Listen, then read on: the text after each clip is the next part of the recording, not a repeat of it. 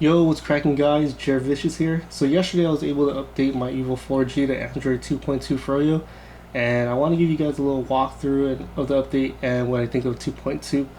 So the first thing that I noticed was that Sense is pretty much your regular Sense skin, so nothing's really changed. But well, also Leap is still there, so that's cool. But what I noticed was the phone does operate a lot smoother and faster than before. Also, when you scroll through your apps, it's a lot smoother and a lot snappier when you're switching home screens. So that's due to the JIT, or the just-in-time compiler.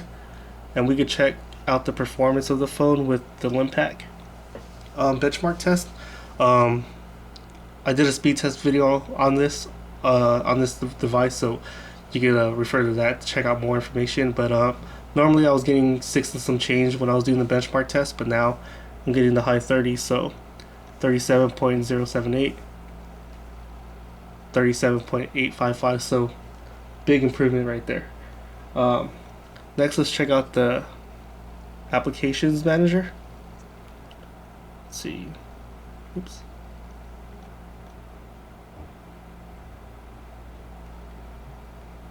Here we go.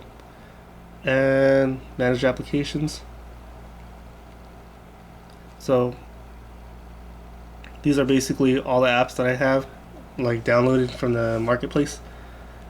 And before, you were only limited to storing these apps onto your phone's in-house memory, and with the EVO the memory is real limited.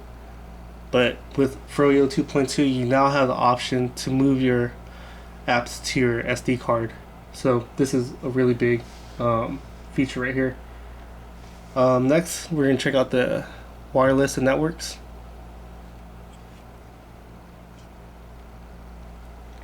And as you can see right here on the bottom, USB tethering has been grayed out, so you can't use it or tap it. But they did add Sprint hotspot, or it's now called the Sprint hotspot. Another thing with 2.2 is that Android has a huge integration with Facebook. With this update, I can't show you any examples on my device because I don't have a Facebook.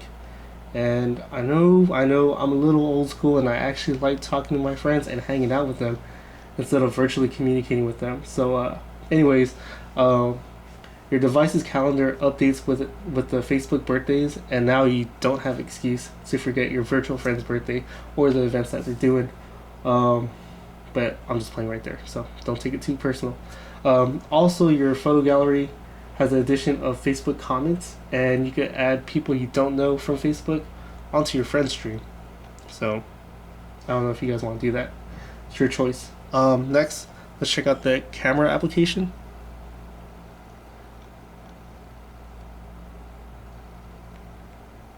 So with Froyo and 2.2, there's been like little updates here and there, but those little updates play a big part.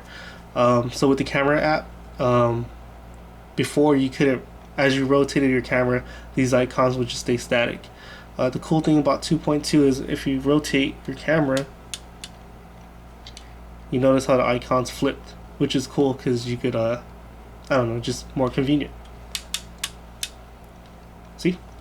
Not only that, let's take this off. If you switch to your video camera, before we didn't have the option to have a light record at night. You would have to download a widget which was LED, but now by tapping on the flash icon, we now have a light to record with. Pretty cool. Not only that, there's a lot of new apps and widgets that was added to 2.2, and one that I saw on Engadget was the flashlight app. So since we're messing with lights, we'll check out the flashlight app. So it's a flashlight graphic on the phone. Cool thing is, if you push the power button, multiple times, it changes the intensity of the light. So if you need to look for something, this comes in handy. So check this out. So there's the first intensity, second, third. Pretty cool. So you get new additions of applications. So from there, let's check out some of the new widgets. So the calculator widget has been updated. So now you have four different skins to choose from, which is pretty cool. And then bam, you have your calculator. Let's get rid of that. The next new widget that's been updated is your FM radio. Also new skins, which is a good addition. And you need your headphones to get it to work, so let's see. Your settings has added 2 new widgets also. Let's look for that. So you have your profile widget, and let's get the other one. Oops. And your ringtone widget. So the ringtone widget is, once you have it on your home screen, you can tap on it and you can pick whatever ringtone that you want. Pretty convenient. The profile widget just has the option to have your phone on vibrate, silent, or normal, which is ringing, or whatever ringtone you have assigned to it. So that's pretty cool too. The next thing I want to show is the text messaging. So I need to put this down real quick because I have my contacts. Oops.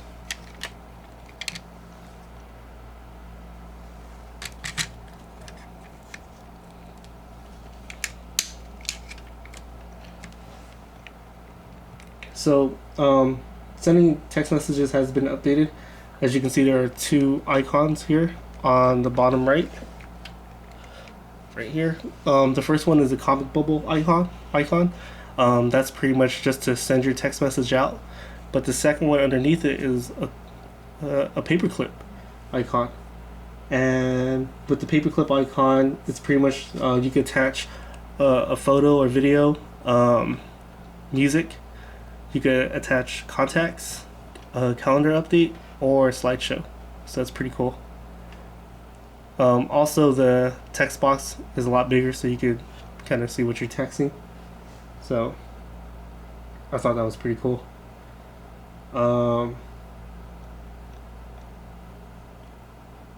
So let's go back.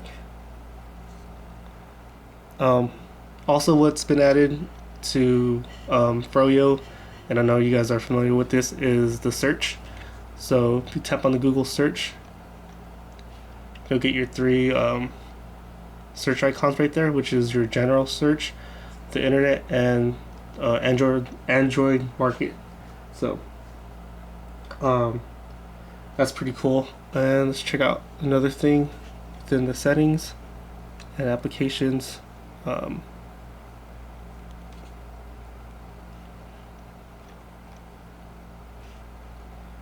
Oh, there it is. Cool thing is they added Adobe Flash 10.1, which is the full out Flash application, so you don't need to download it. This is great because you can actually view and play full Flash content on your device. And let me show you guys a few examples. Oops. Let's go online, and here's newgrounds.com, which is a big Flash based website. So they have Flash movies, games, and there's actually Flash running in the background right there. So you can see that Flash does work well on the device. And also, what's new is YouTube. Oops.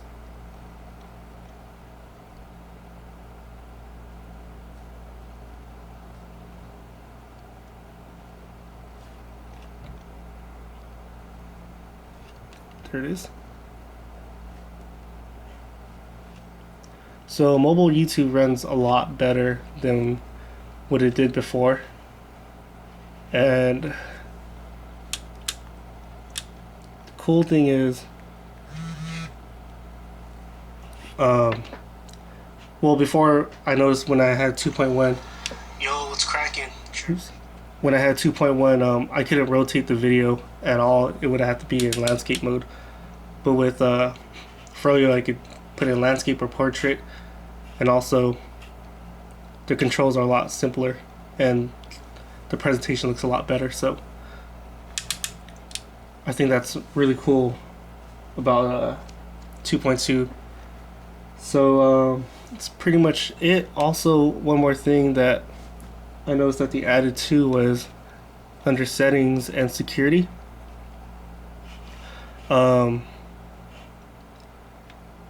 You could either add is it under here? Oops, sorry, wrong thing.